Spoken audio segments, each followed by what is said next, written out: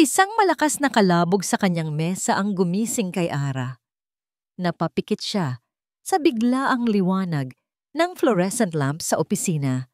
May laway pa sa gilid ng kanyang labi at malabo ang kanyang paningin mula sa screen ng computer na tinititigan niya kanina. Hindi niya namalayan na nakatulog na pala siya. Muli, Miss Reyes, isang malamig at pamilyar na boses ang bumasag sa katahimikan. Kung binabayaran ka ng kumpanya para matulog, sana'y sinabi mo sa akin para naman na i-adjust ko ang sahod mo. Dahan-dahang inangat ni Ara ang kanyang ulo. Ang nanlalabo niyang mga mata ay sinalubong ng nakakunot na noo ni Mr. Cruz, ang kanyang supervisor. Nakatayo ito sa harap ng cubicle niya, may hawak na folder at ang mga matay nagniningas sa inis. Naramdaman ni Ara ang pag-akyat ng init sa kanyang mga pisngi. Mabilis niyang pinunasan ang kanyang bibig at inayos ang nagulong buhok. Sorry po, sir. Hindi na po mauulit. Pangatlong beses mo nang sinabi yan ngayong linggo. Sabi ni Mr. Cruz, ang bawat salita ay parang suntok. Tapusin mo na yung report na yan bago ka umuwi. Kailangan na yan bukas ng umaga sa desk ko. Walang excuses. Tumalikod na ito at naglakad palayo. Nag-iwan ng isang mabigat na katahimikan. Napayuko si Ara at naramdaman niya ang unti-unting pag-init ng kanyang mga mata. Isang butil ng luha ang pumatak sa kanyang kamay. Pagod na siya, hindi lang sa trabaho, kundi sa lahat. 2 trabaho ang pinagsasabay niya. Sa umaga, isa siyang office clerk. Sa gabi, online tutor naman. Lahat para lang makatulong sa pagpapagamot ng kanyang ina sa probinsya at sa pag-aaral ng bunsong kapatid. Halos wala nang natitira para sa kanya. Kahit oras para matulog. Pinilit niyang imulat ang mga mata at hinarap muli ang mga numero sa Excel sheet. Kailangan niyang tapusin to. Kailangan niyang kayanin. Pagkalipas ng 2 oras, sa wakas ay natapos din siya. Isinara niya ang computer at halos gumapang palabas ng opisina. Ang katawan niya ay sumisigaw na ng pahinga. Ang tanging nasa isip niya ay ang kanyang malambot na kama at ang pangako ng ilang oras na tulog. Ang biyahe pauwi sa jeep ay isa na namang pakikipaglaban. Siksikan, mainit at maingay. Ngunit para kay Ara, isa na itong normal na bahagi ng kanyang araw. Nang sa wakas, ay makarating siya sa kanyang maliit na apartment, halos hindi na niya mabuksan ang pinto sa sobrang panghihina. Pagpasok niya, ibinagsak niya ang bag sa sahig at isinandal ang likod sa pinto. Katahimikan. Ito ang pinakamahalagang yaman para sa kanya. Ang ilang sandali ng kapayapaan bago siya bumagsak sa kama. Ngunit ang katahimikan ay hindi nagtagal. Nagsimula ito bilang isang mahinang kalabog. Pagkatapos, isang dumadagundong na bis. At ilang sandali lang, isang malakas na tugtugan ang yumanig sa buong apartment niya. Nanggagaling ito sa itaas, sa penthouse unit. Ang unit na laging walang tao sa loob ng maraming taon, pero nitong mga huling linggo ay bigla na lang nagkaroon ng bagong residente. Isang residenteng walang pakialam sa mundo. Napapikit ng mariin si Ara. Hinilot niya ang kanyang sentido. Hindi ngayon. Pakiusap. Hindi ngayon. Bulong niya sa sarili. Ngunit tila bingi ang tadhana. Lalong lumakas ang musika. Ang sahig na kinatatayuan niya ay nag-uumpugang kasabay ng beat. Naririnig na rin niya ang malalakas na tawanan at sigawan. Isang party. Isang full-blown party sa gabi. Kung kailan pakiramdam niya ay mamamatay na siya sa pagod. Sinubukan niyang magtiis. Humiga siya sa kama at tinakpan ng unan ang magkabilang tenga. Pero walang epekto. Ang ingay ay tumatagos sa unan, sa pader, hanggang sa kaibuturan ng kanyang bungo. 10 minuto, 15 minuto, 30 minuto. Tapos na. Suko na siya. Isang bagay sa loob niya ang pumutok. Ang lahat ng pagod, puyat, stress sa trabaho at ang walang katapusang mga bayarin Lahat ay nag-ipon-ipon at sumabog bilang isang nag-aalab na galit. Padabog siyang bumangon mula sa kama. Nagmarcha siya palabas ng kanyang kwarto, dumiretso sa kusina, at kinuha ang pinakaunang bagay na nakita niya. Ang walis tambo. Hindi na siya nag-isip. Lumabas siya ng kanyang apartment, suot pa rin ang gusot niyang office uniform at mabilis na umakyat sa hagdanan patungo sa penthouse. Sa bawat hakbang niya, lalong lumalakas ang tugtugan at lalong tumitibay ang kanyang determinasyon. Pagdating niya sa tapat ng malaking pinto na gawa sa kahoy, hindi siya nagatubiling kumatok. Gamit ang dulo ng hawakan ng walis, kinalabog niya ang pinto ng buong lakas. Bam! Bam! Bam! Halos hindi marinig ang kanyang ginagawa dahil sa lakas ng musika sa loob. Kaya inulit niya. Mas malakas pa. Bam! Bam! Bam! Bam! Hoy! Buksan niyo to! Sigaw niya kahit alam niyang walang makakarinig. Maya-maya, biglang humina ang tugtog at bumukas ang pinto. Isang matangkad na lalaki ang bumungad sa kanya. Wala itong pang-itaas na damit, tanging isang itim na jogging pants lang ang suot. Basa pa ang buhok nito at may mga butil ng tubig na dumadaloy sa kanyang malapad na dibdib. Magulo ang buhok nito, ngunit sa halip na magmukhang gusgusin, lalo lang itong naging kaakit-akit. Ngunit hindi napansin ni Ara ang lahat ng iyon. Ang tanging nakita niya ay ang pagkunot ng noo nito at ang aroganteng tingin sa mga mata nito habang tinitignan siya mula ulo hanggang paa, pati na ang hawak niyang walis. Yes, can I help you? Tanong ng lalaki. May halong pagkainis sa boses. Tulungan mo sarili mo. Pasigaw na sagot ni Ara, nanginginig sa galit. Pwede ba? Hinaan niyo yung tugtog niyo? 11:00 na ng gabi. May mga tao ditong nagtatrabaho at kailangang matulog. Tinaasan siya nito ng kilay.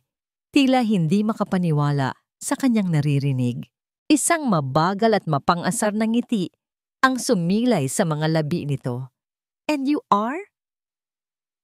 Ako ang kapitbahay mo sa baba. Ang kapitbahay mong ilang linggo nang hindi makatulog ng maayos dahil sa mga party mo.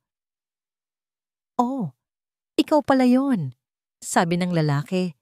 Tumango-tango pa na parang naaliw sa sitwasyon. Look, miss, pasensya na kung naiistorbo ka namin. We're just having a little fun.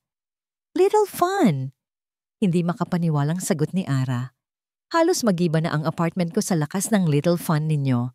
Kung gusto niyong mag-party, pumunta kayo sa bar, hindi sa isang residential building. Nawala ang ngiti sa mukha ng lalaki. I own this unit. I can do whatever I want here. Doon na napuno si Ara. Hindi porket sa'yo ang unit na to ay pwede mo nang gawin ang lahat ng gusto mo. May mga rules dito. At kung hindi mo kayang sumunod, isusumbong kita sa may-ari ng building. Iyon na ang huling barahan niya. Ang alas na inaasahan niyang magpapatahimik dito. Ngunit sa halip na matakot, lalong lumawak ang ngisi ng lalaki. Isinandal nito ang balikat sa hamba ng pinto. Buong pagkamayabang. Go ahead, hamon nito sa kanya. Call the owner. Kinuha nito ang isang mamahaling cellphone mula sa bulsa ng kanyang pantalon. May pinindot ito ng ilang beses bago iharap ang screen kay Ara. Napakunot ang noo ni Ara. Sa screen ay nakikita ang isang digital na dokumento, isang deed of sale, at sa ilalim ng pangalan ng bagong may-ari, malinaw na nakasulat ang pangalang Liam Illustre. Nanlamig ang buong katawan ni Ara. Ang galit na kanina'y nag-aalab ay biglang napalitan ng pagkabigla. Dahan-dahan niyang inangat ang tingin mula sa cellphone patungo sa mapangasar na mukha ng lalaki sa harap niya. Ngumisi ito, isang ngising puno ng tagumpay. Kung may reklamo ka, sabihin mo sa akin, sabi nito sa isang mababa at malamig na boses. Ako ang may-ari. Anong gagawin mo ngayon, Miss Reyes? Isinara ni Liam ang pinto at sumandal dito ng ilang sandali. Ang ingay ng party sa likod niya ay biglang nawalan ng kulay. Ang tanging umuulit-ulit sa kanyang isipan ay ang imahe ng isang babaeng pagod, pero palaban, may hawak na walis tambuna para bang handa itong makipaggiyera. Miss Reyes.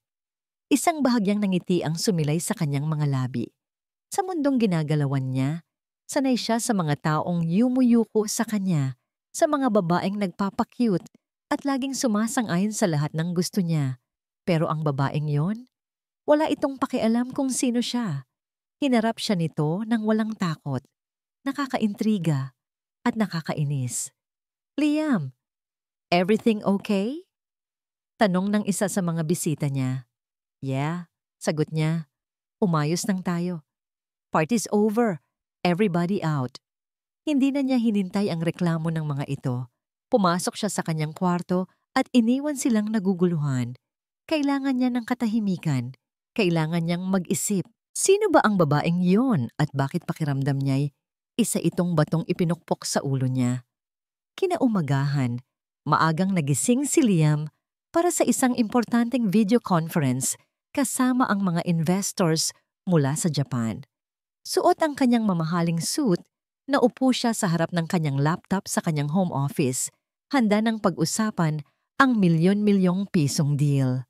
Nagsisimula palang magsalita ang lead investor nang biglang isang nakakabiingging ingay ang yumanig sa kanyang unit. Ito ay isang rock music. Isang napakalakas na rock music na halos mabasag ang eardrums niya. At sigurado siya kung saan ito nanggagaling.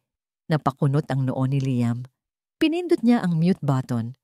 My apologies, gentlemen. Just a slight technical difficulty here.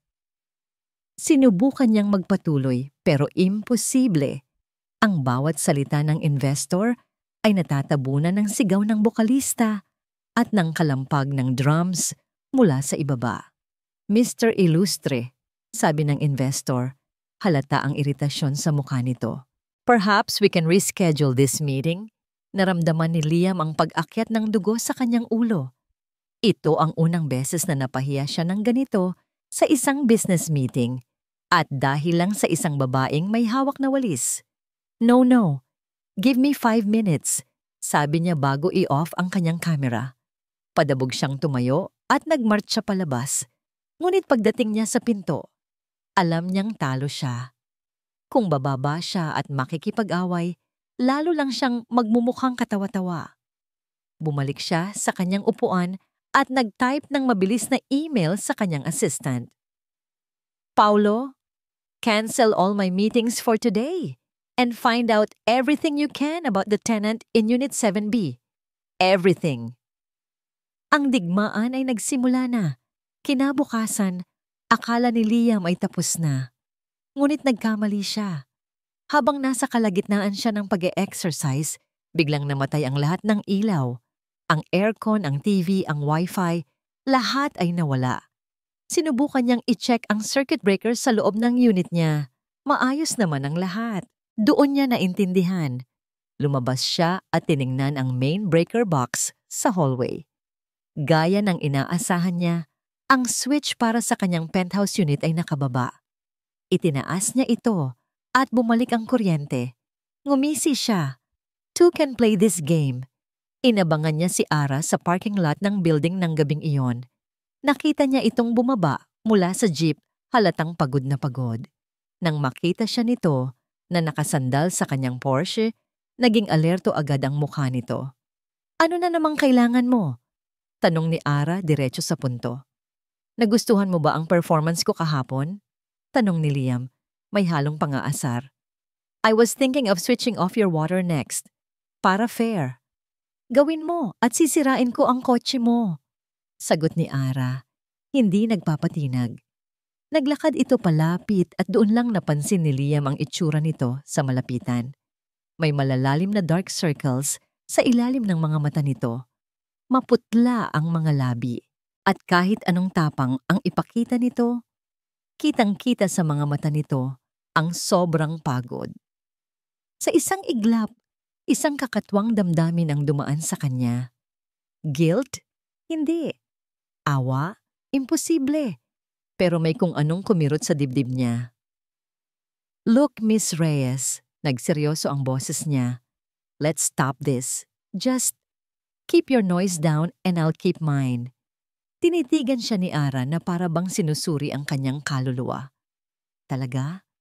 O baka may bago ka na namang plano?" Hindi na nakasagot si Liam. Tinalikuran na lang siya nito at naglakad papasok sa elevator. Pagbalik niya sa kanyang unit, tumawag ang kanyang assistant.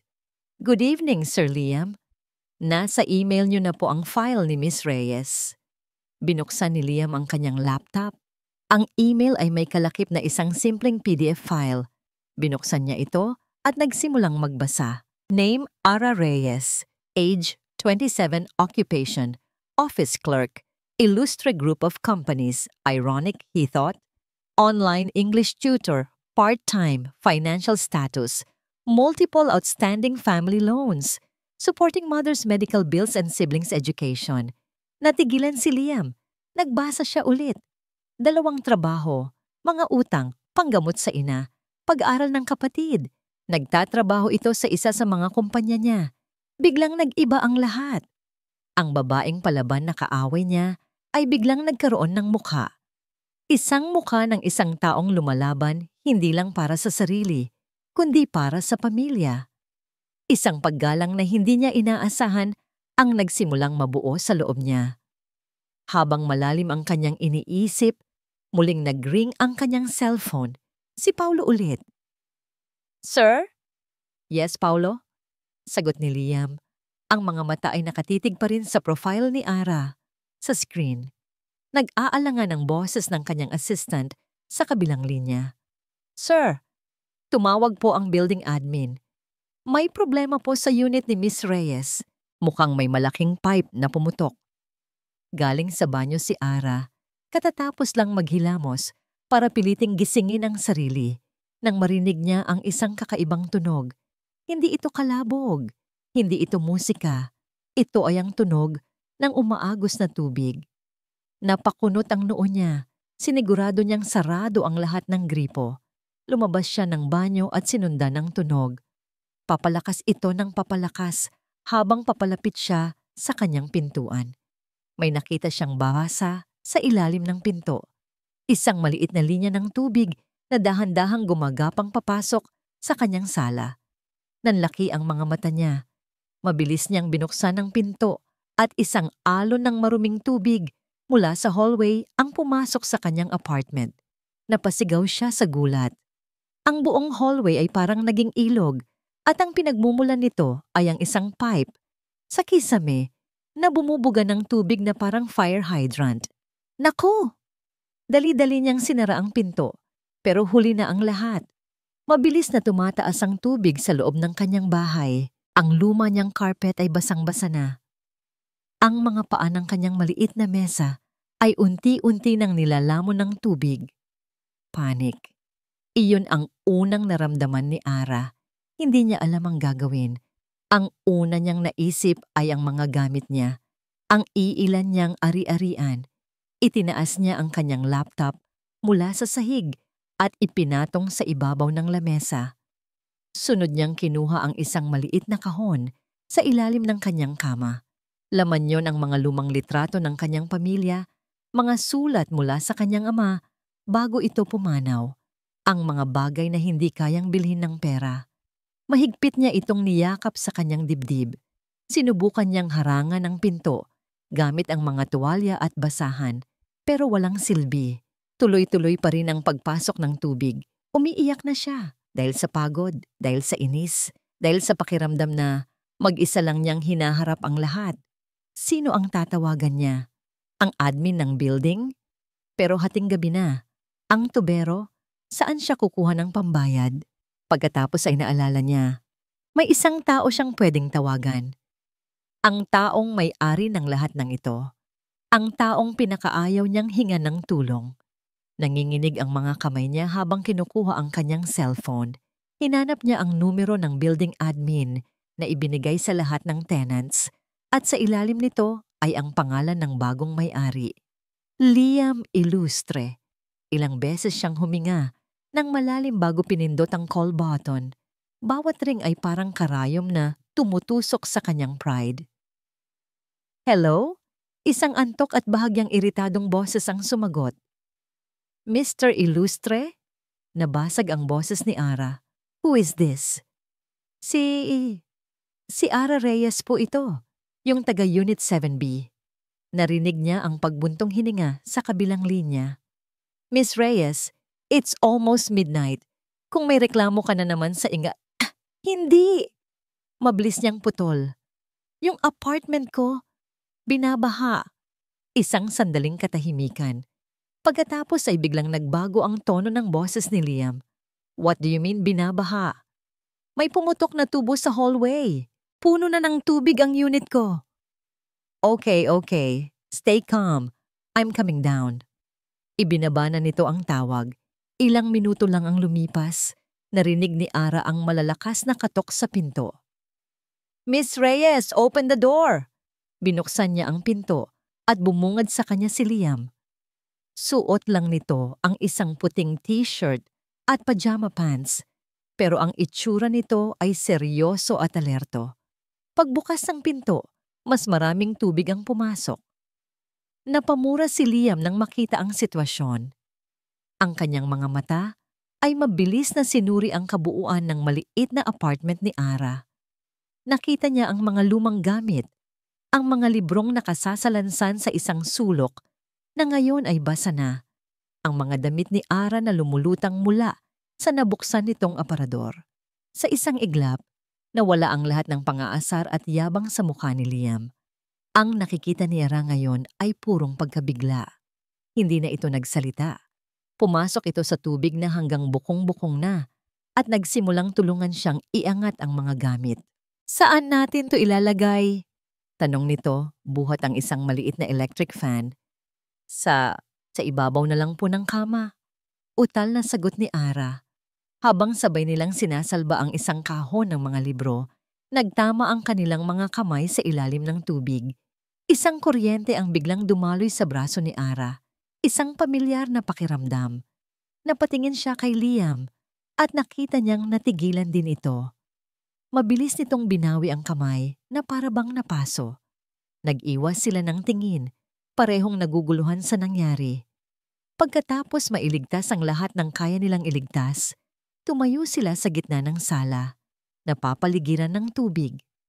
Hindi ka pwedeng matulog dito, sabi ni Liam. Ang boses ay mahinahon na ngayon. Tumingin ito sa kanya at sa mga mata nito, wala nang bakas ng aroganteng CEO. Ang nakikita niya ay awa, pag-aalala. Wala akong ibang pupuntahan. Mahinang sagot ni Ara. Niyakap ang sarili. Meron, sabi ni Liam. Tumawag na ako ng maintenance, pero aabutin to ng ilang araw bago maayos. For now, you can stay with me. Nanlaki ang mga mata ni Ara. Ano? Hindi. Ayos lang ako. Saan ka pupunta? Sa hagdanan? Giit ni Liam. Huwag ka nang makulit. May guest room sa unit ko. Halika na. Hindi na siya hinintay ni Liam na sumagot. Kinuha nito ang kahon ng mga litrato na hawak ni Ara at nagsimulang maglakad palabas. Kunin mo na ang mga damit at importanteng gamit mo. Susunod ako. Walang nagawa si Ara. Sa sobrang pagod at kawalan ng pag-asa, sumunod na lang siya. Tila wala na siyang lakas para makipagtalo pa. Pag-akyat nila sa penthouse, bumungad sa kanya ang isang mundo na ibang-iba sa kinasanayan niya. Malawak, malinis, at puno ng mga mamahaling bagay. Parang isang museum, dinala siya ni Liam sa isang pasilyo. Dito ang kwarto mo. Ngunit bago pa sila makarating doon, may isang bagay na pumukaw sa atensyon ni Ara. Sa malaking pader ng sala, nakasabit ang isang higanteng abstract painting. Puno ito ng mga kulay, asul, dilaw at kahel, na magulong pinaghalo-halo. Pero sa gitna ng lahat ng yon, may isang imahe ng 2 taong magkahawak kamay habang tumatakbo. Natigilan si Ara. Nanlamig ang kanyang mga paa. Ang dibdib niya ay biglang kumabog ng napakabilis. Ang pamilyar na pakiramdam. Ang painting na yon. Bakit pakiramdam niya ay Nakita na niya ito dati. Bakit parang may isang bagay sa loob niya ang sumisigaw? Isang alaala na pilit kumakawala mula sa isang nakakandadong baul? Nagising si Ara sa isang pakiramdam na hindi niya kailanman narana. Malambot ang hinihigaan niya, mabango ang unan, at ang kumot na bumabalot sa kanya ay magaan ngunit mainit. Dahan-dahan niyang iminulat ang mga mata at bumungad sa kanya ang isang puting kisame na may eleganteng disenyo. Nasa penthouse pa rin siya. Napabalikwas siya ng bangon. Sa isang iglap, bumalik lahat sa kanya. Ang baha, ang pag-aalok ni Liam, ang kakatuwang pagtitig niya sa painting. May hiya siyang naramdaman.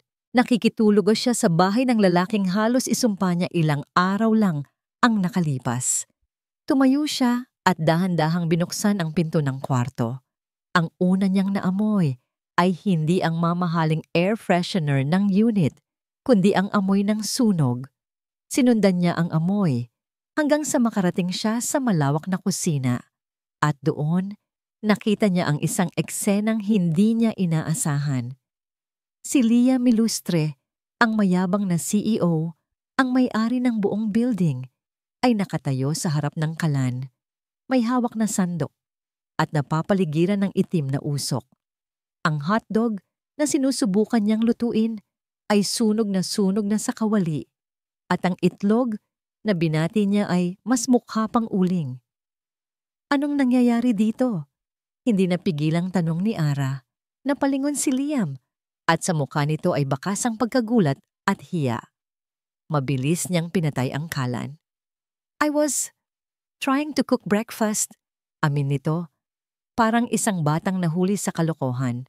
Hindi pala ganun kadali. Isang maliit na ngiti ang sumilay sa labi ni Ara. Sa unang pagkakataon, nakita niya itong hindi perpekto. Nakita niya itong mukhang normal. Halata nga, sabi niya. Lumapit si Ara. Kinuha ang sandok mula sa kamay nito at tiningnan ng kawali. Lagpas na to sa well done. Congratulations na to. Biro niya. Narinig niya itong tumawa. Isang tunay at hindi pilit na tawa. Sorry. Ang gusto ko lang naman sana ay magpasalamat. Natigilan si Ara at napatingin dito.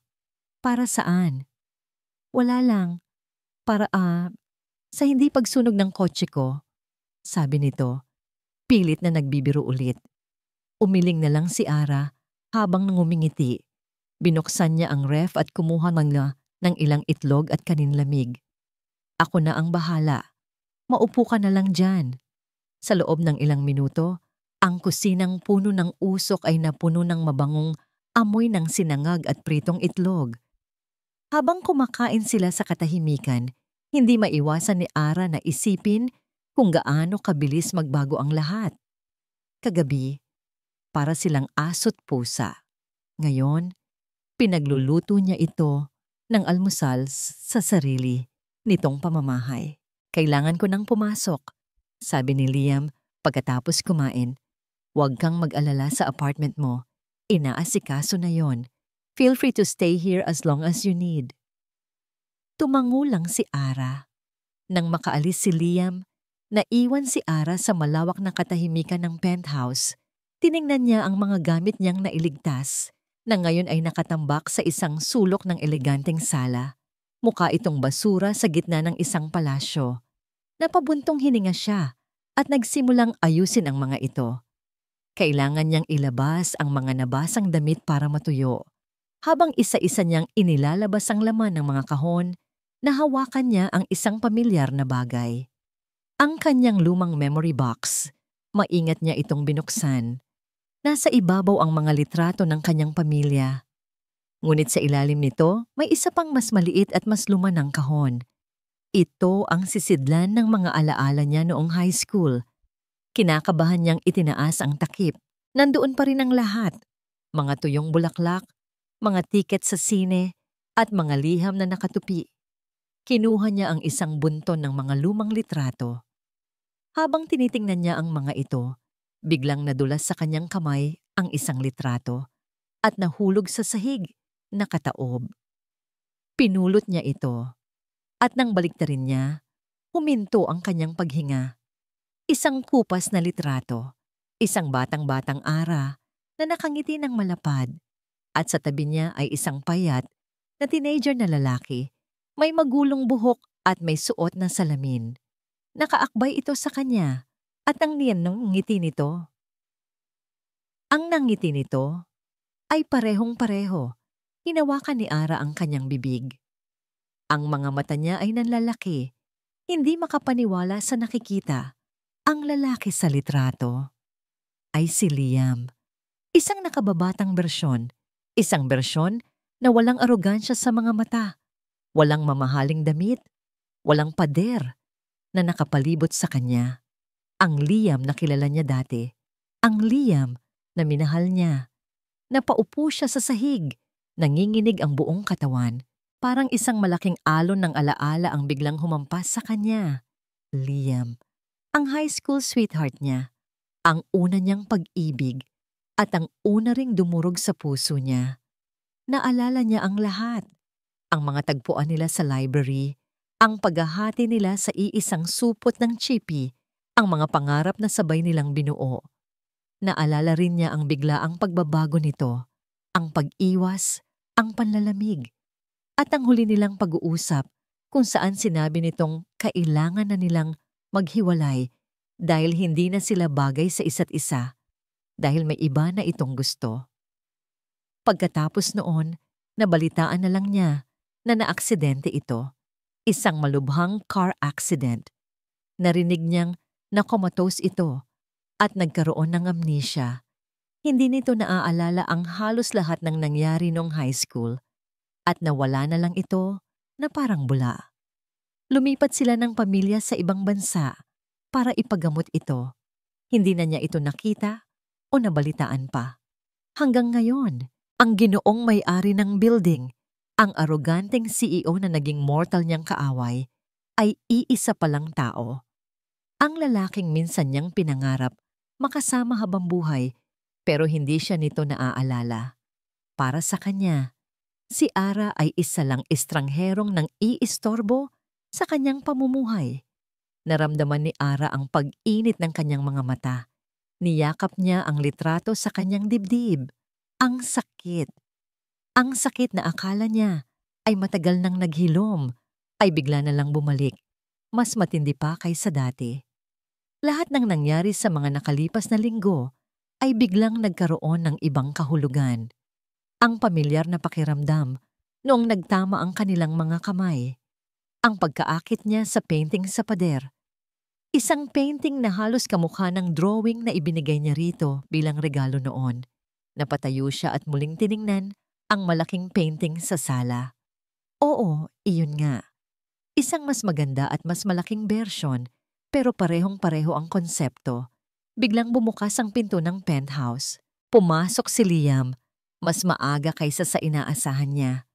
May dala itong mga paper bag mula sa isang mamahaling restaurant. I decided to come home for lunch. Sabi nito bago napansin ang itsura ni Ara. Nakatayo ito sa gitna ng sala, namumutla at mahigpit na hawak ang isang litrato. May problema ba? Dahan-dahang naglakad si Liam palapit. Anong tinitingnan mo dyan? Nagpanik si Ara. Sa isang mabilis na kilos, itinago niya ang litrato sa kanyang likuran. Ayaw niyang makita nito. Hindi pa siya handa. Hindi niya alam kung magiging handa siya. Wala. Nauutal niyang sagot. Inaayos ko lang tong mga gamit ko. Napakunot ang noo ni Liam, halatang hindi naniniwala. Ang mga mata nito ay nakatitig sa kanya. Sinusubukang basahin kung ano ang itinatago niya. May problema ba? Ulit nito. Mas seryoso na ang boses. Bakit parang nakakita ka ng multo? Pinanood ni Liam ang bawat galaw ni Ara.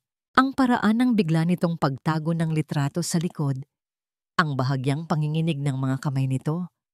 At ang takot na biglang lumitaw sa mga mata nito. Isang takot na hindi niya maintindihan kung para saan o para kanino. Wala nga. Mabilis na sagot ni Ara. Umiiwas ng tingin. Naalala ko lang, May kailangan pa pala akong gawin. Sige, aayusin ko na ulit ito. Tinalikuran siya nito at nagkunwaring abala sa pag-aayos ng mga gamit. Isang malinaw na senyales na ayaw na nitong mag-usap. Hindi na siya nagpumilit pa. May isang bahagi sa kanya na gustong alamin kung ano ang nasa litratong yon. Ngunit may isa ring bahagi na nagsasabing kailangan niyang bigyan ito ng espasyo. Sa loob ng ilang araw nilang pagsasama sa iisang bubong, natutunan niyang si Ara Reyes ay isang taong may matataas na pader sa paligid niya. At ang paggiba sa mga yon ay nangangailangan ng pasensya, hindi puwersa. Okay, sabi na lang ni Liam. Nagluto na rin ako. Nag-order na pala ako ng lunch. Let's eat. Lumipas ang mga araw. Ang awkward na tensyon sa pagitan nila ay dahan-dahang napalitan ng isang komportableng katahimikan. Nasanay na si Liam na may kasama sa bahay tuwing umaga. Nasanay na siyang may naaamoy na nilulutong sinangag sa halip na ang artipisyal na bango ng kanyang air freshener. Isang gabi, pagkatapos ng isang nakakapagod na araw sa opisina, naabutan niya si Ara sa sala, nanonood ng isang lumang romantic comedy sa TV. Trabaho pa rin, tanong ni Liam. Tinutukoy ang laptop na nasa kandungan nito. Hindi, sagot ni Ara. Pampalipas oras lang. Tinanggal ni Liam ang kanyang coat at umupo sa kabilang dulo ng mahabang sofa. Tahimik siyang nanood kasama nito. Hindi sila nag-uusap, ngunit ang katahimikan ay hindi nakakailang. Ito ay payapa. Nasa kalagitnaan na sila ng pelikula nang mapansin ni Liam na nanginginig ito sa lamig. Tumayo siya at kumuha ng isang makapal na kumot mula sa cabinet at inabot dito. Salamat, mahinang sabi ni Ara. Habang inaayos nito ang kumot, dumulas ang dulo nito at nalaglag sa sahig. Sabay silang yumuko para kunin ito. Sa isang iglap, ang kanilang mga mukha ay ilang pulgada na lang ang layo sa isa't isa. Natigilan sila pareho. Ang mga mata ni Ara, pagod, pero nagniningning dahil sa liwanag mula sa TV, ay tila nangungusap. Naramdaman ni Liam ang isang hindi maipaliwanag na puwersang humihila sa kanya palapit. Ito na naman ang pamilyar na pakiramdam. Ang kuryenteng naramdaman niya noong una silang nagkahawak kamay. Bago pa man may mangyari, isang malakas na tunog ang bumasag sa sandali. Ang tunog ng pagbukas ng pinto ng penthouse, pareho silang napalingon sa gulat. Isang matangkad at eleganteng babae ang pumasok, hila-hila ang isang mamahaling maleta.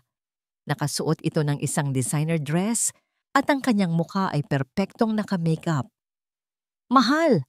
I'm home! Masayang sabi ng babae. Bago natigilan nang makita si Ara na nakaupo sa sofa, balot ng kumot, katabi ni Liam. Ang ngiti sa mukha ng babae ay unti-unting nawala. Ang kanyang mga mata, na kanina'y puno ng pananabik, ay biglang nanlamig at naging mapanuri habang tinitingnan si Ara mula ulo hanggang paa. Tumayo si Liam, halata ang pagkabigla. Isabel, akala ko sa isang linggo ka pa uuwi. I wanted to surprise you, sabi ni Isabel. Ang boses ay matamis, ngunit may bahid ng yelo. Naglakad ito palapit at humalik sa pisngi ni Liam, ngunit ang mga mata nito ay hindi umaalis kay Ara. And who is this?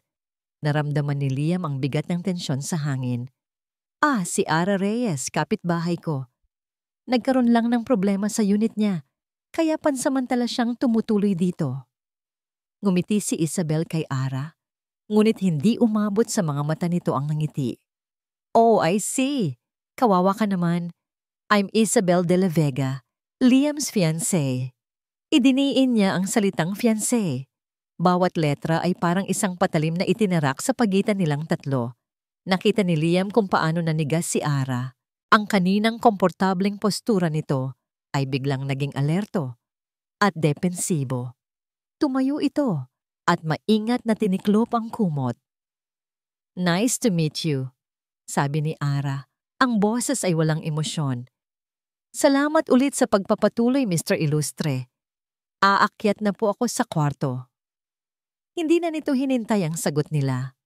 Mabilis itong umalis. Nag-iwan ng isang nakabibinging katahimikan. Napabuntong hininga si Liam. Ang pakiramdam ng pagkakasala ay biglang bumalot sa kanya kahit hindi niya maintindihan kung bakit. Mayroon siyang utang na loob kay Isabel. Ito ang kasama niya sa mga panahong pinakamadilim ang buhay niya. Pagkatapos ng aksidente, ito ang tumulong sa kanyang buuin muli ang kanyang sarili. Pero bakit parang mali? So anong problema sa unit niya? Tanong ni Isabel. Umupo sa sofa na para bang siya ang reyna sa kanyang trono. Ikinuwento ni Liam ang nangyari. Tumango-tango lang si Isabel, ngunit alam ni Liam na may iba itong iniisip. Ang bait mo naman pala, mahal. To open your home to a complete stranger, sabi nito, hinahaplos ang braso niya. She's not a complete stranger. She's my tenant. Right. Your tenant? Ulit ni Isabel. Kailan pa siya dito? A few days, sagot ni Liam. Isang sandaling katahimikan. You know, sabi ni Isabel, ang boses ay biglang naging seryoso. You have to be careful, Liam. Lalo na't may amnesia ka pa rin sa ilang bagay. Baka may mga taong samantalahin yun. Tumingin ito sa kanya, ang mga mata ay puno ng pag-aalala na para bang siya ang pinakamahalagang tao sa mundo. Mabuti na lang at ako ang nasa tabi mo noong mga panahong yon. Mahal, hindi ko alam kung anong mangyayari sa'yo kung wala ako. Ang mga salita ni Isabel ay parang yelo na tumusok sa puso ni Ara. Mabuti na lang at ako ang nasa tabi mo noong mga panahong yon. Mahal, hindi ko alam kung anong mangyayari sa'yo kung wala ako. Nakasandal si Ara sa pinto ng kanyang guest room, naririnig ang lahat.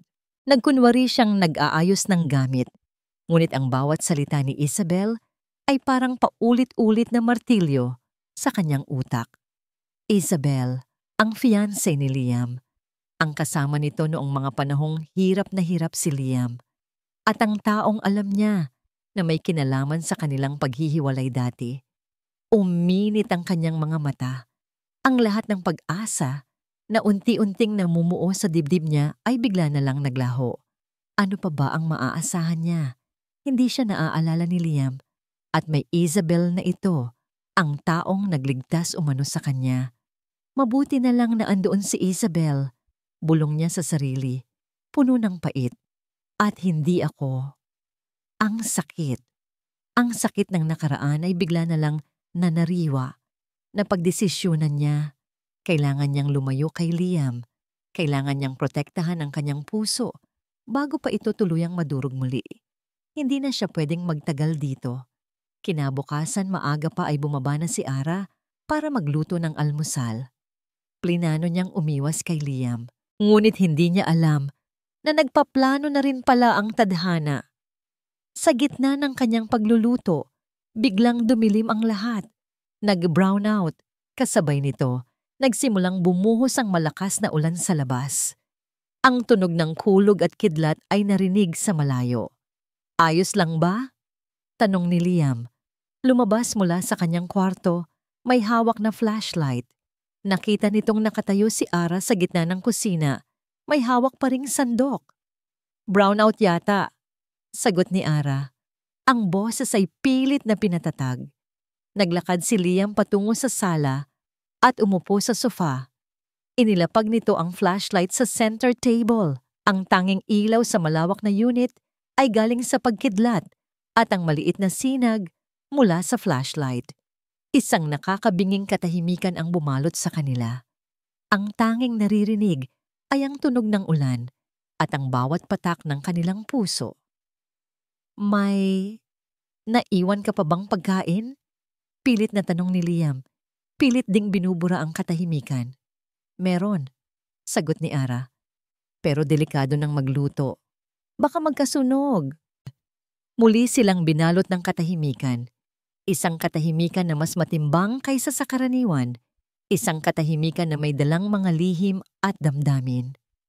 Ara, mahinang tawag ni Liam. Napalingon si Ara. May isang bagay na gusto kong sabihin sa'yo, sabi ni Liam. Ang mga mata nito ay nakatitig sa kawalan.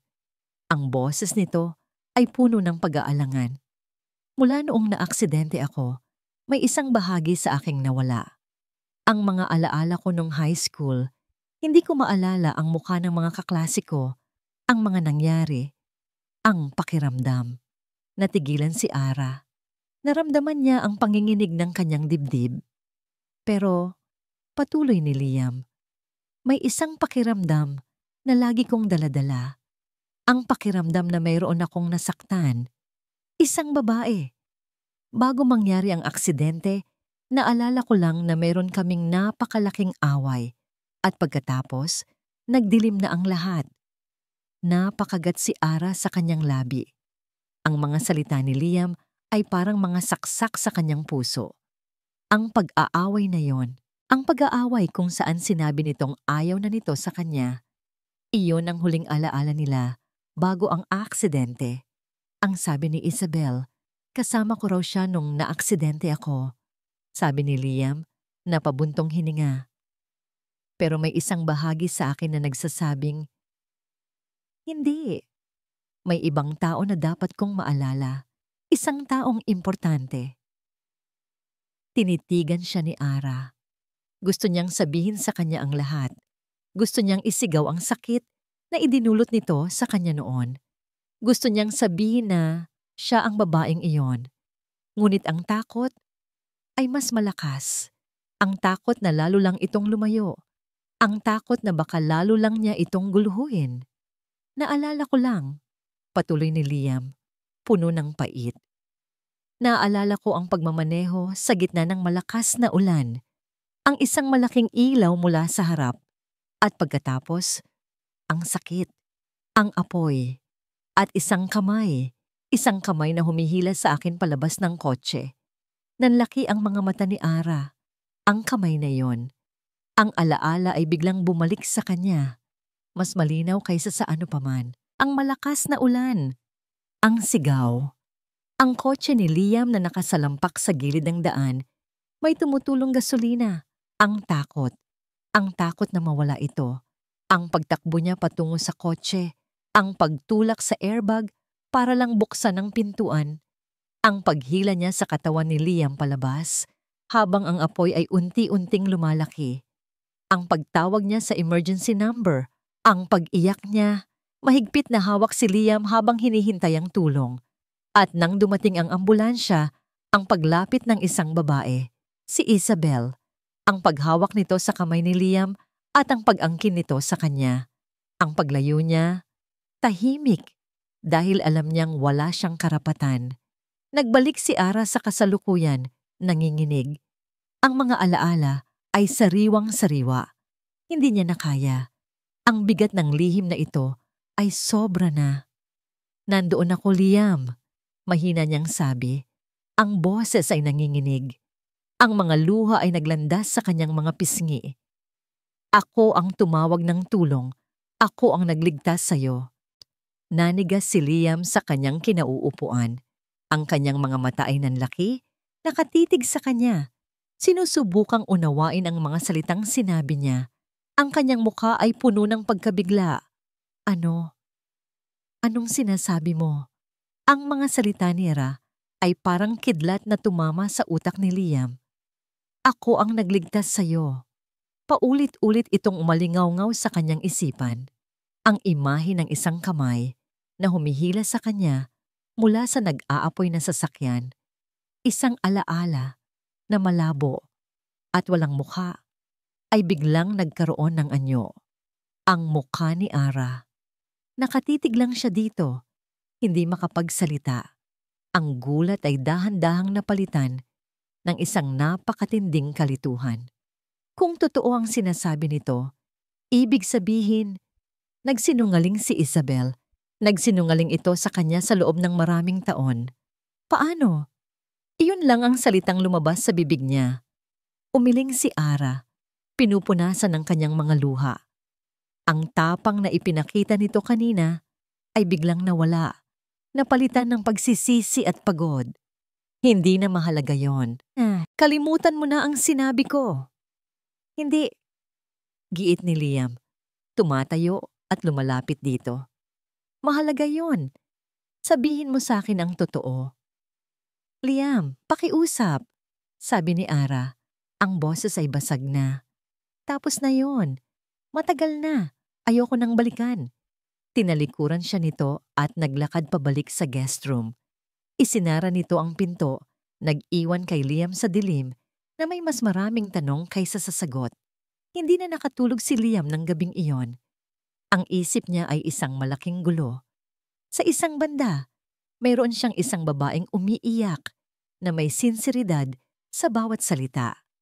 Sa kabilang banda, mayroon siya niyang isang fiancé na naging sandalan niya sa pinakamababang punto ng kanyang buhay. Sino ang paniniwalaan niya? Kinaumagahan, maagang umalis si Ara, bago pa man magising si Isabel. Alam ni Liam na umiiwas ito, at alam niyang kailangan niyang harapin ang isa pang tao. Inabangan niya si Isabel sa sala. "Good morning, mahal." Bati nito. May dalang 2 tasa ng kape. Ngunit nang makita nito ang seryosong mukha ni Liam, nawala ang ngiti nito. "May problema ba?"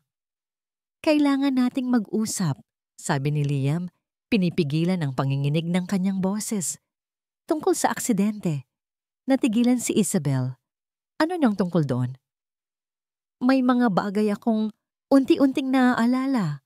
Pagsisinungaling ni Liam. Tinitigan niya ito ng diretso sa mga mata. "Naaalala ko ang isang babaeng humila sa akin palabas ng kotse, at hindi ikaw yon, Isabel." Sa isang iglap, nakita ni Liam ang pagdaan ng takot sa mga mata ni Isabel. Ngunit kasing bilis din itong nawala, napalitan ng isang perpektong maskara ng pag-aalala at lungkot. Hinawakan ni Isabel ang kanyang kamay. "Liam, mahal, alam kong nahihirapan ka pa rin dahil sa amnesia mo. Pero yan din ang dahilan kung bakit madali kang malinlang ng iba." "Anong ibig mong sabihin?" Nagbuntong hininga si Isabel na para bang pasan niya ang buong mundo. "Sinabi sa akin ng guard na madalas daw umalis yang si Ara sa gabi. Nag-imbestiga ako. May mga utang ang pamilya niya. Desperada siya, Liam. At nakita niya sa iyo ang isang pagkakataon. Nalaman niya ang tungkol sa amnesia mo at ginagamit niya yon para makapasok sa buhay mo." Napahilamos si Liam sa kanyang mukha. Gulo ang isip niya. Ang mga salita ni Isabel ay may lohika. Ngunit ang emosyon na nakita niya kay Ara ay napakatotoo. "Hindi ako naniniwala sa'yo," sabi ni Liam. Kahit ang sarili niya ay naguguluhan, tumulo ang luha sa mga mata ni Isabel. Isang perpektong pag-arte. "Nasasaktan ako na mas pinaniniwalaan mo ang isang estranghero kaysa sa akin, Liam. Ako ang nandito para sa'yo. Ako ang nag-alaga sa'yo. Bakit niya to gagawin sa atin?" Umalis si Isabel na umiiyak. Nag-iwan kay Liam na lalong gulong-gulo. Ngunit lingid sa kaalaman niya, habang siya ay nalulunod sa pagdududa, si Isabel ay kumikilos na. Kinuha nito ang kanyang cellphone at tinawagan ng isang maimpluwensyang tao sa board ng Illustre Group of Companies. "Tito, it's Isabel?" "Yes, I'm back. I need a favor. May isa kasing empleyado sa finance department. Her name is Ara Reyes. I found out she's been leaking confidential company information. Yes, it's very serious. I think she needs to be terminated immediately." Sa kabilang banda ng lungsod, pagkatapos ng lunch break, tinawag si Ara sa HR department. "Miss Reyes, we're sorry to inform you, but we have to let you go," sabi ng HR manager. Hindi makatingin ng diretso sa kanya. "Po? Bakit po? May nagawa po ba akong mali?" Naguguluhang tanong ni Ara. "Company policy. We can't disclose the details. Here's your final pay. You have to clear your desk within the hour." Parang binagsakan ng langit at lupa si Ara. Wala siyang maintindihan. Paano? Bakit? Umuwi siya sa penthouse na tulala. Naabutan siya ni Liam sa may pintuan. Ara, ang aga mo yata. Hindi siya sumagot. Naglakad lang siya papasok. Ang mga mata ay blanko. Nang gabing iyon, nalaman ni Liam ang nangyari sa pamamagitan ng kanyang assistant. Tinanggal daw si Ara dahil sa isang serious breach of conduct. Hindi siya naniwala. Alam niyang may mali. Pinuntahan niya si Ara sa kwarto nito. Kumatok siya. Ara, ako to. Walang sumasagot. Narinig ko ang nangyari sa trabaho mo. Sabi ni Liam mula sa labas ng pinto. Look, I'm sorry, I can help. Pwede kitang bigyan ng pera. Biglang bumukas ang pinto. Hinarap siya ni Ara at ang mga mata nito ay nag-aalab sa isang emosyon na hindi pa niya nakikita dati. Galit na may halong matinding sakit. Pera? Ulit ni Ara. Ang bawat salita ay may diin. Ganon ba talaga kababa ang tingin mo sa akin, Mr. Illustre? Na lahat ng problema ko, kayang ayusin ang pera mo? Natigilan si Liam. Hindi. Hindi yun ang ibig kong sabihin. Pero yun ang sinabi mo, sabi ni Ara, umiling-iling. Salamat na lang. Salamat sa lahat. Aalis na ako sa lalong madaling panahon. Hindi mo na kailangang problemahin pa ang tenant mo. Isinara nito ang pinto ng malakas sa harap ng mukha niya. Naiwan si Liam sa hallway. Pakiramdam niya ay siya ang pinakatangang tao sa buong mundo. Sinubukan niyang tumulong, pero lalo lang niyang nasaktan ang damdamin nito. Lalo lang niya itong itinulak palayo. Pagkatapos ng gabing iyon, isang pader na hindi na kayang gibain ang namagitan kina Ara at Liam. Hindi na siya lumalabas ng kwarto, maliban na lang kung sigurado siyang wala si Liam o si Isabel sa paligid. Ang dating komportabling katahimikan ay napalitan ng isang mabigat at nakakasukang tensyon. Nagsimula nang mag-impake si Ara. Bawat damit na tinutupi niya, bawat libro na inilalagay niya sa kahon ay parang isang paalam. Hindi niya alam kung saan siya pupunta. Wala siyang trabaho at malapit nang maubos ang naipon niya. Ang tanging sigurado ay kailangan na niyang umalis. Sa kabilang banda, hindi mapakali si Liam. Alam niyang may kinalaman si Isabel sa pagkatanggal ni Ara sa trabaho. Ngunit wala siyang pruweba. At sa tuwing sinusubukan niyang kausapin ito, isang perpektong pader ng mga kasinungalingan at pag-arte ang sumasalubong sa kanya. Ngunit si Isabel ay hindi pa tapos. Nakikita niya ang pagdududa sa mga mata ni Liam. Nakikita niya na kahit papaano, may epekto pa rin si Ara dito. Kaya't kailangan niyang isagawa ang kanyang huling pinakamalupit na plano.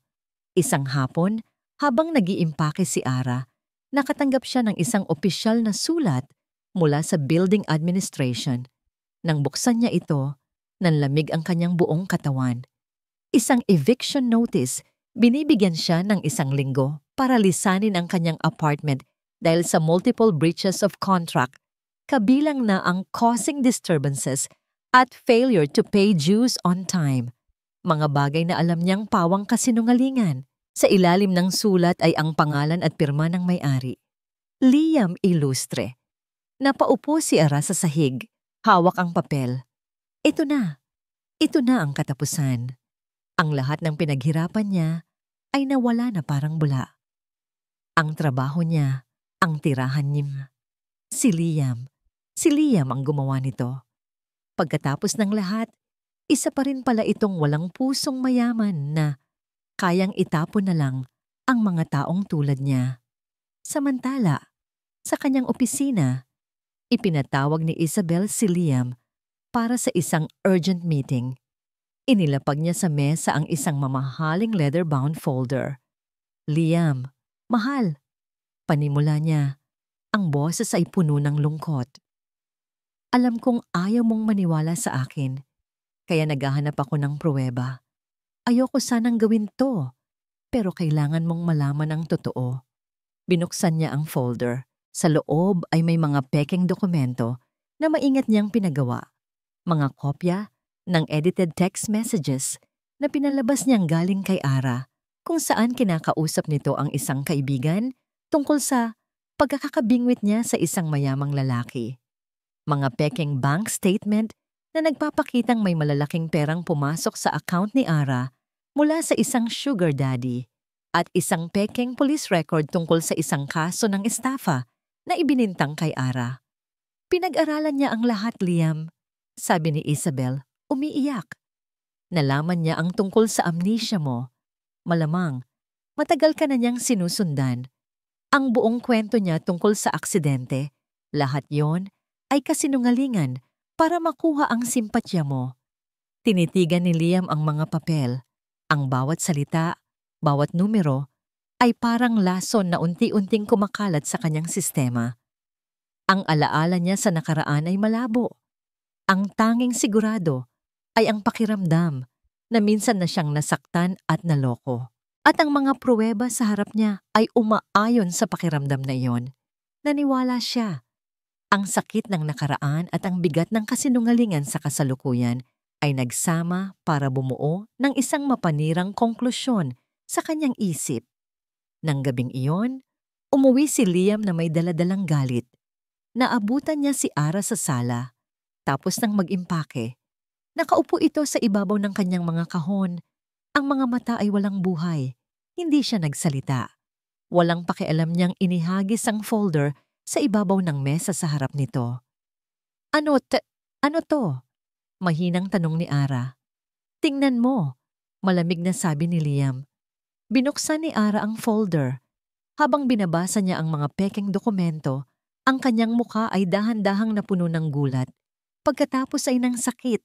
At sa huli, ay ng isang nakakakilabot na katahimikan. Itinaas niya ang kanyang tingin kay Liam. Naghihintay siya. Naghihintay siyang sabihin ni Liam na hindi ito totoo. Naghihintay siya ng kahit katiting na tiwala. Ngunit ang nakita niya lang sa mga mata ni Liam ay galit at pagkasuklam. Kaya pala, sabi ni Liam, ang bawat salita ay may lason. Kaya pala ang galing mong umarte. Kaya pala alam mo ang lahat. Pera lang pala ang habol mo sa simula't simula pa. Hindi kumibo si Ara. Walang salitang lumabas sa bibig niya. Dahil ano pa ba ang sasabihin niya? Anong laban ng katotohanan sa isang taong ayaw maniwala? Anong laban ng puso niya sa isang taong matagal nang nakalimot? Ang sakit ay napakabigat na parang hindi na niya ito maramdaman. Manhid na siya. Umalis ka na. Iyon lang ang mga salitang lumabas sa kanyang bibig. Mahina, ngunit matatag. Umalis ka na. Tumalikod si Liam at naglakad palayo. Hindi na lumingon pa. Iniwan niya si Ara sa gitna ng kanyang mga kahon, sa gitna ng mga guho ng kanyang buhay, sa gitna ng isang pusong basag na basag. Nang marinig niyang isara ni Liam ang pinto ng kwarto nito, doon na bumigay ang kanyang mga tuhod. Napaluhod siya sa sahig. Walang luhang lumabas. Ang tanging naramdaman niya ay isang malawak na kawalan. Lahat ay nawala. Umalis si Ara kinabukasan bago pa man sumikat ang araw. Walang paalam. Ang tanging iniwan niya ay ang susi ng guest room sa ibabaw ng lamesa sa kusina. Pagkagising ni Liam, ang penthouse ay nakakabinging tahimik na ulit na para bang hindi kailanman dumaan si Ara Reyes sa buhay niya. Ngunit ang multo ng mga mata nito ay nanatili. Hindi galit, hindi nanunumbat, walang laman. Wasak. Sinubukan ni Liam na ipagpatuloy ang kanyang buhay. Sinubukan niyang kumbinsihin ang sarili na tama ang kanyang ginawa, na nailigtas niya ang sarili mula sa isang manloloko. Ngunit sa bawat pagtingin niya sa mga pruweba na ibinigay ni Isabel, isang boses sa kanyang isipan ang bumubulong. Hindi totoo yan. Ang mga edited na text messages ay masyadong perpekto. Ang mga bank statement ay masyadong halata. Isang CEO, si Liam.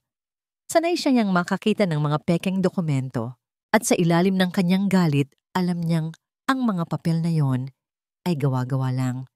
Pero bakit siya naniwala? Dahil mas madaling maniwala sa isang kasinungalingan na umaayon sa iyong takot kaysa harapin ang isang katotohanang dudurog sa lahat ng pinaniniwalaan mo. Isang gabi, hindi na niya nakayanan. Ang imahe ng mga mata ni Ara ay hindi siya pinapatulog. Kailangan niyang malaman ang totoo, kahit gaano pa ito kasakit. May isang tao siyang naisip, isang tao mula sa nakaraan na matagal na niyang kinalimutan. Kinuha niya ang kanyang kotse at nagmaneho papunta sa isang simpleng subdivision sa Quezon City. Tumigil siya sa tapat ng isang maliit na bahay. Huminga siya ng malalim bago kumatok. Bumukas ang pinto at isang pamilyar, ngunit mas may edad ng muka ang sumalubong sa kanya. Liam? Gulat na tanong ni Mark, ang dati niyang matalik na kaibigan noong high school. Mark, sabi ni Liam, pwede ba tayong mag-usap? Sa loob ng bahay ni Mark, sa gitna ng mga litrato ng pamilya nito, naupo si Liam na parang isang estranghero. Anong kailangan mo, Liam? 10 taon na tayong hindi nag-uusap, sabi ni Mark, hindi maitago ang hinanakit. Kailangan ko ng tulong mo, sabi ni Liam, ang boses ay puno ng pagod. Kailangan kong malaman kung ano talaga ang nangyari noon. Sa amin ni Ara. Natigilan si Mark. Tinitigan niya si Liam na para bang sinusukat kung nagsasabi ito ng totoo. Bakit ngayon mo lang tinatanong? Dahil ngayon lang ako nagkaroon ng lakas ng loob na malaman kung gaano ako katanga. Amin ni Liam. Nakita ni Mark ang sinseridad sa mga mata ng dati niyang kaibigan. Bumuntong hininga ito at nagsimulang magkwento. Ikinuwento niya ang lahat. Kung gaano kasimple at kasaya ang relasyon nila ni Ara. Kung paanong si Liam, kahit mayaman, ay mas gustong kumain ng fishball kasama si Ara kaysa sa mga mamahaling restaurant. At ikinuwento niya si Isabel. Laging nakasunod si Isabel sa'yo, sabi ni Mark. Inggit na inggit siya kay Ara. Isang araw, narinig kong ipinagkakalat ni Isabel na nakita niya raw si Ara na may kasamang ibang lalaki. Isang kasinungalingan. Pero ikaw, naniwala ka agad. Biglang kumirot ang ulo ni Liam. Isang malabong alaala. Isang away. Iyon ang araw bago ka maaksidente. Patuloy ni Mark. Nag-away kayo ni Ara dahil sa kasinungalingan ni Isabel. Sinabihan mo si Ara ng masasakit na salita. Nakita ko siyang umiiyak pagkaalis mo. Pagkatapos noon, nabalitaan na lang namin ang nangyari sa'yo. Ang lahat ng piraso ng puzzle ay biglang nagkabit-kabit sa isip ni Liam. Ang away na naaalala niya, ang galit, ang pagmamaneho sa ulan, ang kamay na humila sa kanya, kamay ni Ara. Ang pagdating ni Isabel sa ospital, umaarting siya ang bida. Ang 10 taon ng kasinungalingan. Isang malamig na galit ang gumapang sa buong katawan ni Liam. Isang galit na mas matindi pa sa naramdaman niya para kay Ara. Galit para kay Isabel at isang napakatinding pagsisisi para sa sarili niya. Pinaniwalaan niya ang isang kasinungalingan.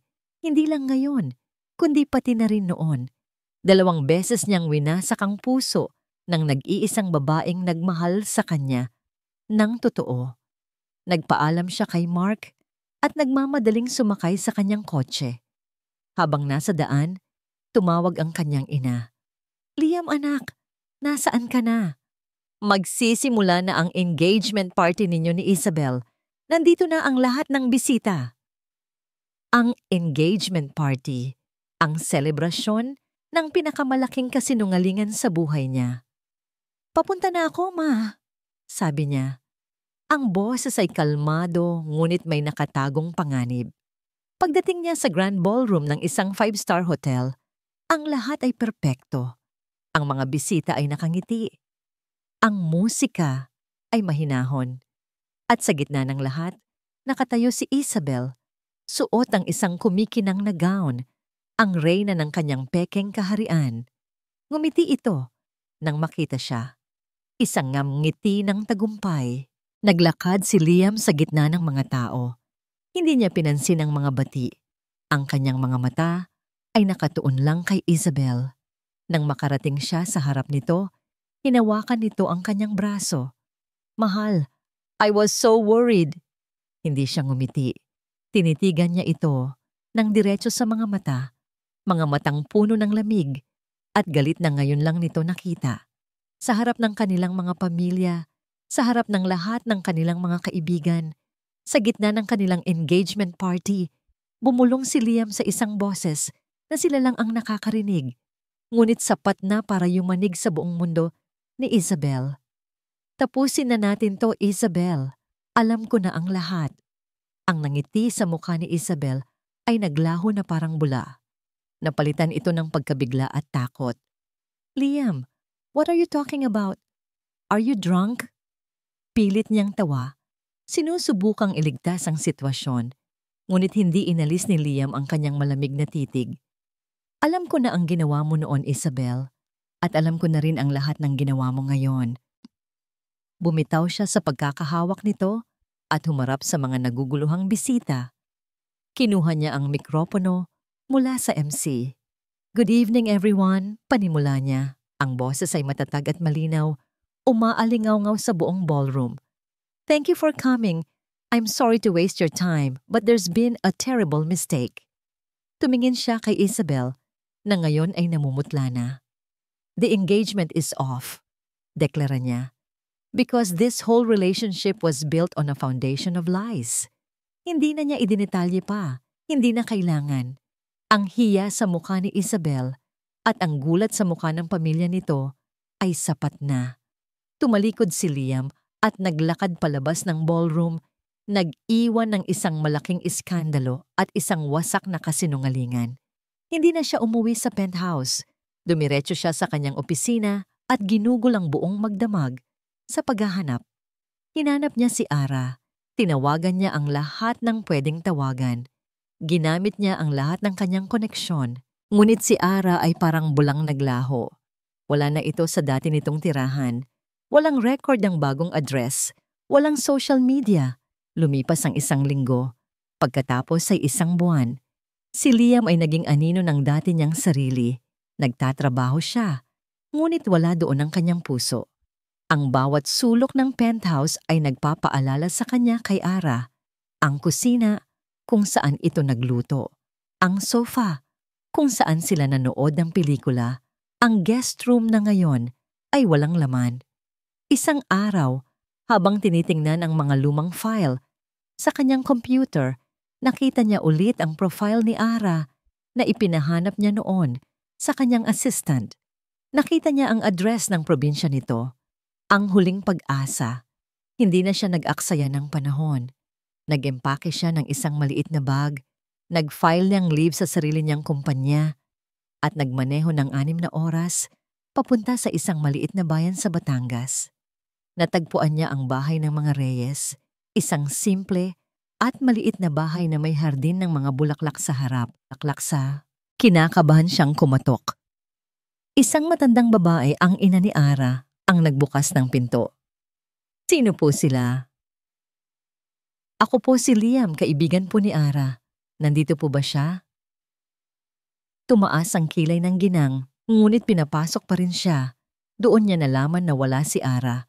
Umalis ito pagkatapos magpadala ng pera para sa pagpapagamot niya at hindi na muling nagpakita o tumawag. Nawalan ng pag-asa si Liam.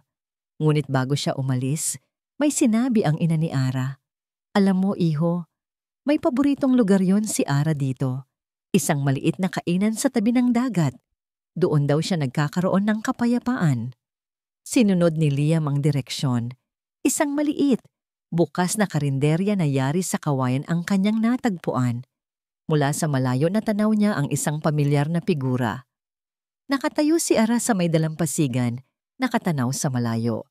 Ang buhok niya ay umiindak kasabay ng hangin. Mukha siyang payapa, ngunit sa mga balikat niya ay naroon pa rin ang bigat ng mundo. Dahan-dahang naglakad si Liam palapit. Hindi niya alam kung ano ang sasabihin. Ang sorry ay tila kulang na kulang. Naramdaman siguro ni Ara ang kanyang presensya kaya ito lumingon.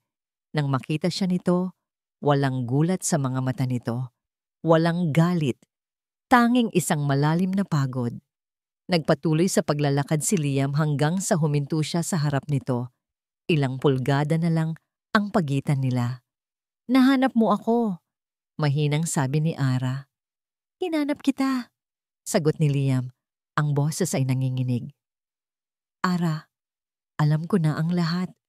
Ang tungkol noon at ang tungkol ngayon." Walang salita ang makakapagsabi kung gaano ako nagsisisi.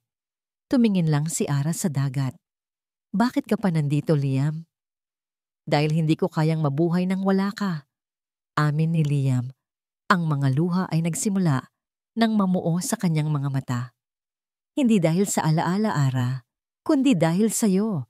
Dahil sa babaeng nakilala ko sa apartment na to.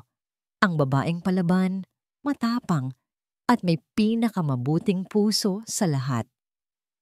"Nasaktan mo ako, Liam. Sobra." "Alam ko," sabi ni Liam, "at handa akong gugulin ang bawat araw ng buhay ko para ipakita sa'yo na hinding-hindi na mauulit yon." Lumuhod siya sa buhanginan. Sa harap nito, hindi niya inalintana ang mga taong nakatingin. "Hindi ako hihingi ng pangalawang pagkakataon dahil hindi ko yon deserve," sabi niya, nakatingala kay Ara. "Ang hinihingi ko ay isang bagong simula. Hayaan mo akong mahalin ka, Ara. Hayaan mo akong alagaan ka. Hayaan mong patunayan ko sa'yo na hindi ako ang lalaking minsan nang nanakit sa'yo, kundi ang lalaking handang matuto kung paano ka mahalin ng tama." Hindi siya naglabas ng singsing. Sa halip, inilahad niya ang kanyang kamay.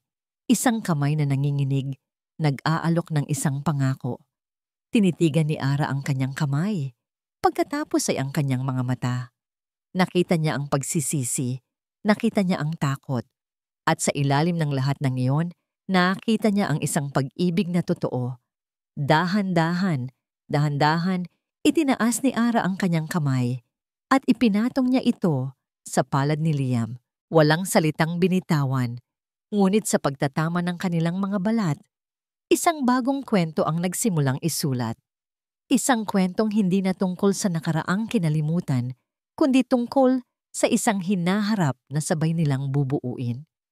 At dito nagtatapos ang kwento ni Ara at Liam. Mula sa kaibuturan ng aking puso, maraming salamat. Salamat sa inyong pagsubaybay at pagsama sa bawat kabanata ng kanilang paglalakbay. Habang isinusulat ko ang kwentong ito, ang tanging hiling ko lang ay makalikha ng isang storya na hindi lang basta pakikinggan, kundi mararamdaman. Ang bawat sakit na naramdaman ni Ara, ang bawat pagsisisi ni Liam, at ang bawat munting kilig na namagitan sa kanila. Lahat ng yon ay sana'y nahanap ang daan patungo sa inyong mga puso. Dahil ang tunay na pag-ibig ay hindi lang tungkol sa masasayang alaala o sa mga matatamis na salita. Ito ay tungkol sa pagpapatawad, tungkol sa pagbibigay ng pangalawang pagkakataon, hindi lang sa taong mahal mo, kundi pati na rin sa iyong sarili. Ang kwento ni Ara at Liam ay isang paalala na kahit gaano pa tayo magkaiba, mayaman man o mahirap, sa huli, iisa lang ang tibok ng ating mga puso na naghahanap ng pagmamahal, pag-unawa, at higit sa lahat, ng pag-asa. Ngayon, nais ko namang marinig ang inyong boses. Ano ang naramdaman ninyo? Aling bahagi ng kwento ang pinakatumatak sa inyo? Huwag po kayong mag-atubiling mag-iwan ng komento sa ibaba. Binabasa ko po ang bawat isa at labis ko itong pinahahalagahan. Hanggang sa muli nating pagkikita sa susunod na kwento ng pag-ibig. Maraming salamat po.